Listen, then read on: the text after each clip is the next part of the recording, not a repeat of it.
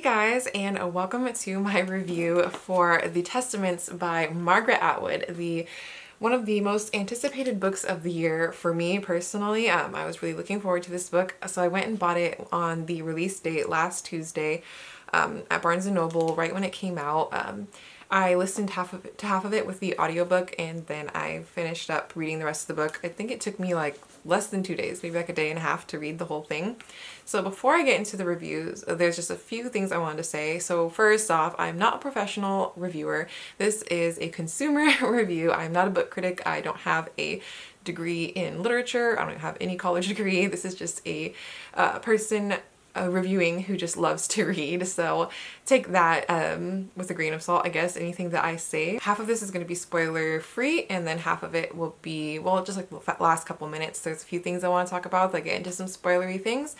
I'll definitely give you guys a warning before I start talking about that stuff in case you haven't read the book yet, but you still want to know my thoughts on it without being spoiled for anything that's going to be talked about in this book. One thing is, I wish I had reread The Handmaid's Tale before I went into this book, because it's been so long since I read The Handmaid's Tale. Like, I remember where it left off with and how it ended, but I feel like just reading The Handmaid's Tale before reading the sequel to it would have just been better and overall contributed to a better reading experience for me personally. But I didn't, obviously, and I still really enjoyed the book, so it's not like something you have to do. I mean, you should have at least read The Handmaid's Tale before you obviously go into the sequel.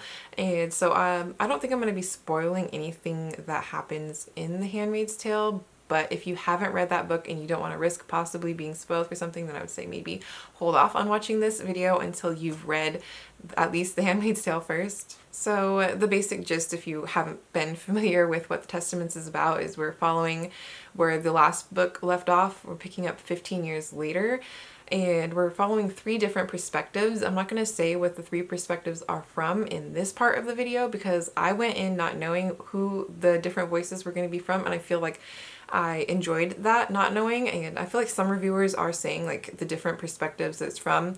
It's really just personal choice, I guess. I would prefer not to spoil who the 3 perspectives from the book is told from are. This book as a sequel, no, it wasn't necessary.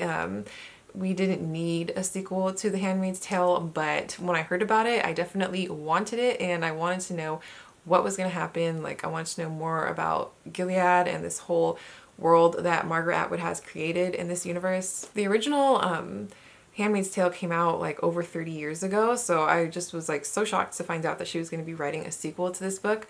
I will let you guys know I really did enjoy it. I gave it about 4.5 out of 5 stars. On my Goodreads, I rounded it up to 5 just because I felt like it, but I really did enjoy it. No, it's not a perfect book, but I really just liked it for what it was. As someone who really does like watching the show and it's on hiatus right now, then this is a good way to get a little bit more of the story in your life if you feel like you're missing out, because the show is not on Hulu right now. They're in between seasons. So first I'll talk about some of the pros of the book, the things that I really liked. I feel like it had an easy readability.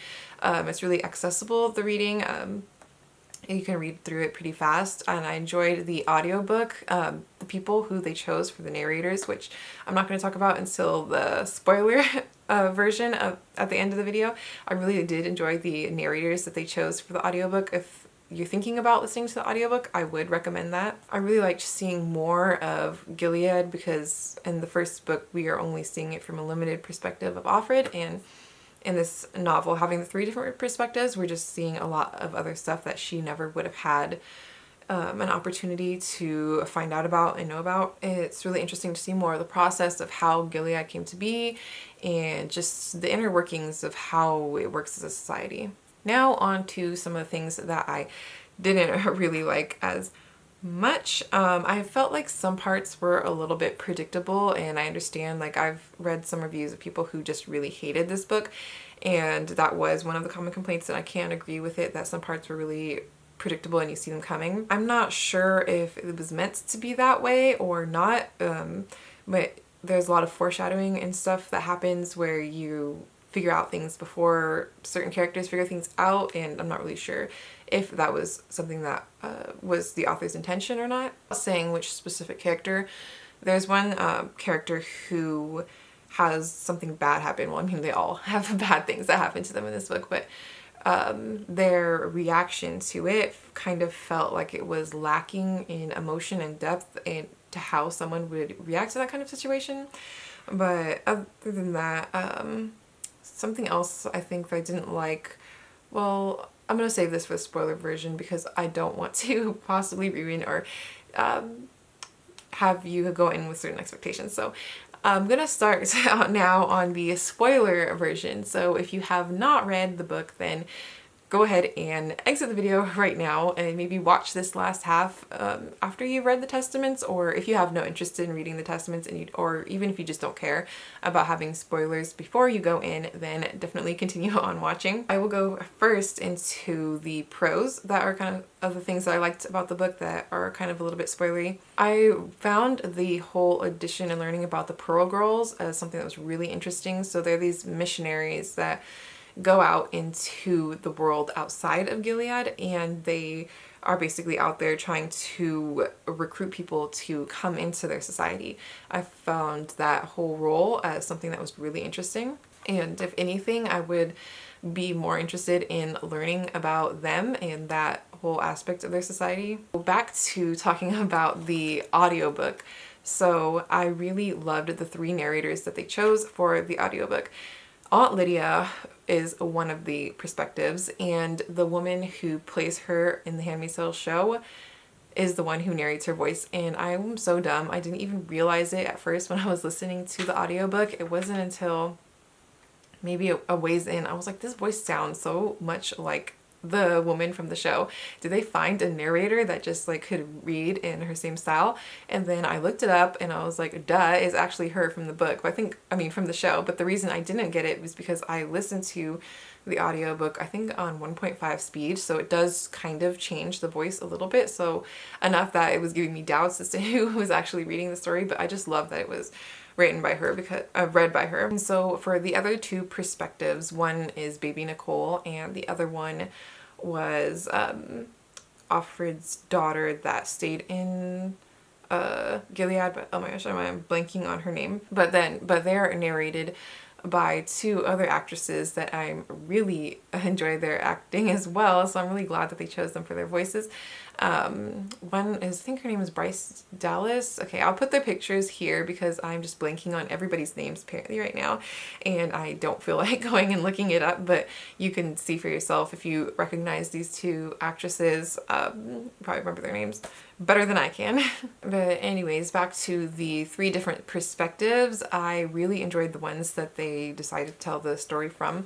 Yes, the book has a very different vibe and feel from The Handmaid's Tale, but that's to be expected. This book was written 30 plus years after the other one came out, and the author herself has changed as an author in that time, so I wouldn't expect it to be the exact same thing as The Handmaid's Tale. It's just like a completely different story that we're hearing. In the original Handmaid's Tale, we're just following Offred, and it's very just centered on her story. Where in this book, it's called The Testaments, and basically with each chapter, how it's them giving their testimony of what happened during this whole time. So it's just a completely different like writing style maybe. So I could see why people who went in with the expectations of it being basically the exact same thing as The Handmaid's Tale would be disappointed. So since we are seeing the perspectives of baby Nicole and Agnes further on in their life, like baby Nicole's like around 15 and Agnes I think is like in her early 20s, like around 21 or so, I would love to see them on screen. Hopefully Handmaid's Tale will be able to continue long enough or fast forward enough that we can see these 2 actually on screen as adults. That would be really awesome. So now on to the spoilery cons and things that I didn't like so much about the book. Aunt Lydia was an amazing character. I feel like she was so fully developed and had so much depth to her that she definitely outshines the other 2 narratives in the story. The other 2 girls just are a little bit more flat, I guess you could say, in comparison to her as a character. When it came to the other two girls' narratives, sometimes, mainly just in the beginning, not at the end, I would get confused as to which one I was reading from. And then it would take me looking at the context of what was going on to keep them straight, especially because at the beginning of each of their chapters, it's not like it says their name to distinguish between the two of them. It goes like the testimony of, I think one was like 369A and one was 369B, which I totally just tune out and I didn't pay attention to. So yeah, that was maybe just more something that was my fault than anything. At the end of the book, I feel like things wrapped up a little too perfectly. And that some things, like when they're getting out of their situation and they're escaping, were very predictable. Like, you know, they're both going to make it out okay. Obviously someone's going to die along the way. You could kind of already figure out who is going to not make it all the way to the end. So yeah, I would just say if you really don't like predictability in books, maybe that's something that you wouldn't enjoy about, or you didn't enjoy about this book, because I'm assuming most people now that have made it to this far in the video have probably actually maybe watched the I'm assuming that most people who've made it this far in the video have probably read the book already, maybe, or are just not interested in reading it, and so they don't care about all this stuff I'm talking about. Something that I don't know if it's necessarily a con, but Aunt Lydia just seemed very different from the one from the show. It's just an observation, but how she in the book basically has been this terrible person this whole time, because she's just basically been biding her time, waiting for, she knows she's gonna have like she'll have like one chance, one opportunity to strike and try to take down Gilead. And I loved her as a character in this book, and I hope that that translates into the show eventually, and it's not just something that we're gonna see only in the book. One thing that I kind of found interesting that I didn't care for as much was how baby Nicole, she accepts all of these changes and all these crazy things that are happening, and it kind of seems without any like, what am I thinking of? Like, it doesn't seem like she shows enough emotion and grief to basically the people that she thought were her parents are killed, and it just doesn't seem like she has much of a reaction to all of that, and then she gets over it all pretty quickly. I get that it's the testimony of her, so maybe she had those feelings and just didn't include them in the testimony, but I don't know, just some of that just kind of seemed like she accepted all of these things, and she's just a teenager, so she just accepted all of these things and just like kind of put it away and moved on with her life pretty quickly. Also, it's super obvious pretty early on that she is baby Nicole, but it takes her so long to figure out who she is, and that we as readers just, it's like it's obvious who you are, like with all these stuff going on. So again, I don't know if that was on purpose or not on the author's part. And obviously if you go into the book already knowing who the different perspectives were from, then that's not even something that I feel like you would care, because you already went in knowing more information than the characters knew about themselves. So that's pretty much it. Overall, I really did enjoy the book. It was, like I said, one of my most anticipated books of the year. I personally didn't feel let down by the book, even though I know a lot of people kind of really just didn't like the book, but there's a lot of people that did like it too, and I'm glad that I am in the boat that does like it, and I genuinely did like this book. I didn't read the synopsis before going into the book, so I really just went in with, obviously I did have high expectations because it was anticipated, but I feel like I went in with just enough expectations because I didn't really know what to expect. I just was looking for something that would be entertaining, that I would enjoy, and that would just show me more of Gilead. So I feel like everything I was looking for in this book was pretty much met, which is why I was able to give it such a high rating. I know there's people who love it, there's people who hated this book. Everyone's opinions are valid. If you hated the book, I don't have any bad feelings towards you. I definitely understand why someone would maybe not get along as well with this book. But that's it for this review. I hope you guys liked it. This is only my second time doing a video where it's all based off of just one book review, and maybe I'll do more things like this in the future, but I don't know, I just get I don't know, I just get a little bit nervous making reviews that are talking about just solely one book for the whole video. I don't know why, I'm just weird like that. So that's it for this video. Let me know if you guys read the Testaments, if you liked it or not. We can talk about it more in the comments down below.